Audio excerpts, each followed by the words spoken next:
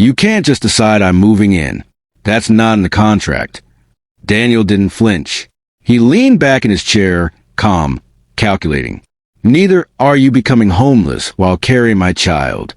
Nia was 29, 6 months pregnant, and legally bound to a man who treated her body like an investment. The agreement had been simple. 9 months, 1 baby, $75,000. No emotions, no attachment, no complications. But contracts didn't account for power or desperation. And the man who bought 9 months of her life was about to change everything. 4 months earlier, Nia Jackson walked into the glass tower that housed Hayes Development with one goal: get the money and get out.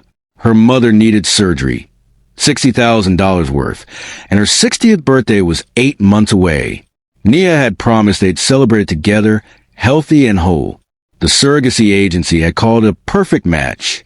A wealthy client, excellent compensation, standard 9-month contract.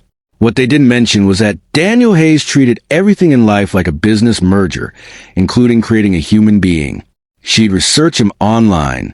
35 years old, self-made billionaire in real estate development, never married, notoriously private. The articles called him brilliant and ruthless. The photos showed a man with sharp features and colder eyes. The elevator opened to the 32nd floor. His assistant smiled warmly and gestured toward the corner office. Go right in. He's expecting you. Daniel stood when she entered. Tall, maybe 6'2", athletic build beneath the tailored navy suit. Dark blonde hair, green eyes that assessed her with the intensity of someone evaluating property. Ms. Jackson. He gestured to the chair across from his desk. Thank you for coming. Mr. Hayes. She sat, keeping her posture perfect, her expression neutral. He opened her file, and studied it. Nia forced herself not to fidget. She'd included everything. Her athletic history, her fitness instructor certification, her spotless medical records. Your medical history is impressive, Daniel said finally. Peak physical condition. No genetic disorders. No pregnancy complications in your family history. He looked up. The agency said you understand the terms? $75,000 paid in installments. Medical expenses covered. No contact after birth. Nia kept her voice level professional. Correct.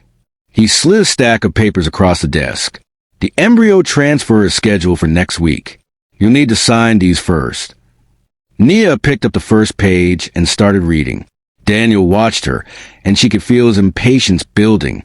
Most people just sign, he said. Most people aren't putting their body through 9 months of pregnancy for a stranger. She kept reading. I want to know exactly what I'm agreeing to. The corner of his mouth twitched. Not quite a smile, but close, smart. The contract was thorough. Monthly checkups at a private clinic. Dietary restrictions. Exercise limitations. A clause prohibiting her from contact with a child after birth. Another required her to move if her living situation became unsuitable for pregnancy. That last one made her pause, but she signed anyway. Her apartment was small but clean. It wouldn't be an issue. 3 weeks later, the pregnancy test came back positive. Daniel sent a text. Confirmed? Yes, she replied. Good. First payment will be deposited tomorrow. No congratulations. No excitement. Just business. Nia told herself that was fine. That was what she wanted. Keep it professional.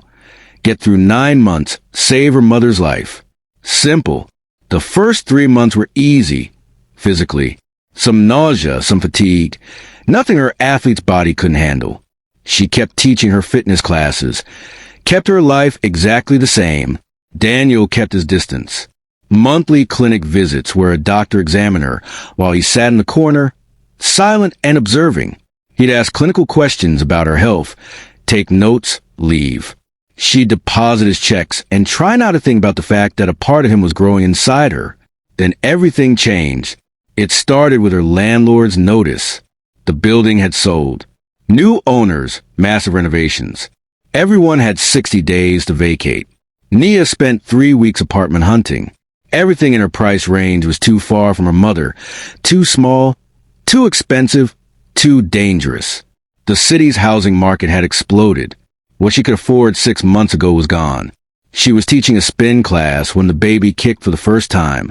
A flutter, then a distinct thump against her rib cage. She stopped mid-instruction, hand flying to her stomach. "You okay?" one of her students called out. "Yeah," Nia managed. "Just give me a second." The baby kicked again. Real, undeniable. Suddenly, this wasn't just a contract anymore. This was a person. A tiny person who had nowhere to live in 30 days.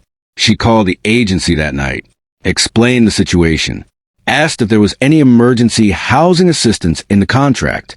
"Let me check with Mr. Hayes," the coordinator said. 2 hours later, Nia's phone rang. Not the agency. "Daniel, you're losing your apartment," he said. No greeting, straight to business. "It's being demolished. I'm looking for a new place." "Have you found one?" She closed her eyes. "Not yet." Silence on the other end. Then, "Come to my office tomorrow. 10 a.m. "Daniel, I don't need anything from you beyond what's in the contract." 10 a.m. Nia. He hung up. She almost didn't go. Pride warred with practicality all night. But at 9:45 the next morning, Nia found herself back in that glass tower, riding the elevator to face the man who'd purchased 9 months of her life. Daniel's assistant waved her through immediately. He was standing at the windows when she entered, hands in his pockets, looking out over the city. "You're moving into my guest house," he said without turning around. And that's when Nia realized this contract was about to get a lot more complicated. "Excuse me?" Nia stared at Daniel's back, certain she'd misheard. He turned to face her. "I have a property in Riverside. For bedrooms, private entrance, fully furnished. You'll stay there until the baby is born." "That wasn't part of our agreement." "Neither are you becoming homeless while pregnant with my child." He moved closer, and she caught the scent of expensive cologne. "The contract states your living situation must be suitable. Your current situation isn't. I'll find something." "In 3 weeks?" "While working 2 jobs and 4 months pregnant."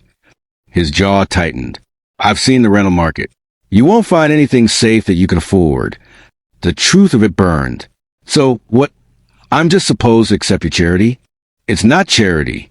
It's protecting my investment." The words hit like a slap. Right. The baby.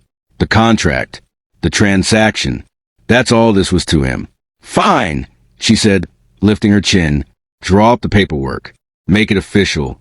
I'm not living anywhere without documentation." Something shifted in his expression.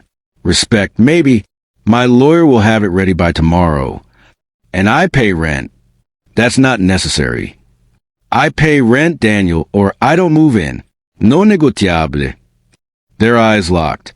His jaw tightened, and for a moment she thought he'd argue. Then he nodded once. $500 a month. It was insultingly low, but it let her keep her dignity. "Deal." She moved in 3 days later. The guest house was beautiful, bigger than her apartment. With a kitchen she actually wanted to cook in and windows that let in real sunlight. Daniel's main house sat 50 yards away, modern and cold and perfectly him. He left a note on the counter. Spare key in the drawer. Grocery delivery comes Wednesdays. Call if you need anything. Nia crumpled the note and threw it away. She didn't need anything from Daniel Hayes except the money they'd agreed on. For the first week, she barely saw him. His car would leave early in the morning, return late at night. Perfect. Exactly what she wanted. Then one evening, there was a knock on her door. Daniel stood on her porch holding 2 bags of takeout. "You haven't been eating." "Excuse me." "The grocery delivery. You've barely touched it." He walked past her into the house like he owned it, which, technically, he did. "You need proper nutrition. The baby needs proper nutrition." "I've been eating fine." "Protein bars and smoothies aren't fine." He unpacked containers onto her counter. Thai food, the smell making her stomach growl traitorously. "See, eat. You can't just barge in here and demand I eat dinner with you." "I'm not demanding. I'm providing food to ensure my child develops properly." But he pulled out a chair for her anyway, and something in his expression looked almost uncertain. Nia sat, mostly because the food smelled incredible and she was starving. Daniel served her pad thai and spring rolls, then sat across from her with his own plate. They ate in silence for several minutes. Then Daniel said, "How are you feeling? Any complications?" "I'm fine. The baby's fine. You get the medical reports." "Medical reports don't tell me if you're comfortable here. If you need anything." She looked up, surprised. This didn't sound like the cold businessman from the contract signing. "Why do you care?" His fork paused halfway to his mouth. "You're carrying my child." "Your investment, you mean?" Something dark flashed across his face. "Is that what you think?" "It's what you said." He set down his fork carefully. "My father built Hayes Development from nothing. Worked himself to death doing it, literally. Heart attack at 52. He left everything to me with one condition. I have a biological heir by the time I turn 36, or the company goes to my cousin Marcus, who'll tear apart everything my father built and sell it for parts." Nia hadn't expected that. Hadn't expected the pain in his voice when he mentioned his father. "I turned 36 in 5 months, Daniel continued. "This baby isn't just an investment, Nia. It's my father's legacy. It's 15 years of my life. It's everything." "Then why the Code Act? Why treat this like a business deal?" "Because that's what it is. We signed a contract. You're doing this for money. I'm doing this for necessity. Pretending otherwise would be dishonest." "Would it?" The question slipped out before she could stop it. Daniel's eyes met hers, and something electric passed between them. Heat. Recognition. "Danger." He stood abruptly. "I should go." "Daniel." He paused at the door. "Thank you. For dinner. For the house. For all of it." He didn't turn around. "It's just logistics, Nia. Don't read into it." But after he left, Nia sat at the table for a long time, hand resting on her growing belly, wondering why his words felt like a lie. The dinners became a routine. Every few days, Daniel would show up with food from a different restaurant. They'd eat, talk about safe topics like the weather and her doctor's appointments, carefully avoiding anything personal, except the personnel kept creeping in anyway, like the night she mentioned her mother's surgery was scheduled for next month, and Daniel immediately offered his personal physician. "I can't afford that," Nia said. "Consider it part of the medical expenses in the contract." "Daniel, that's not what we agreed to." "Then consider a loan. Pay me back when you can." She wanted to refuse. I wanted to keep that wall between them. But her mother needed the best care possible, and pride seemed stupid when weighed against her mother's life. "Okay," she whispered. "Thank you." Daniel reached across the table and squeezed her hand. Just once, briefly, but it sent warmth flooding through her entire body.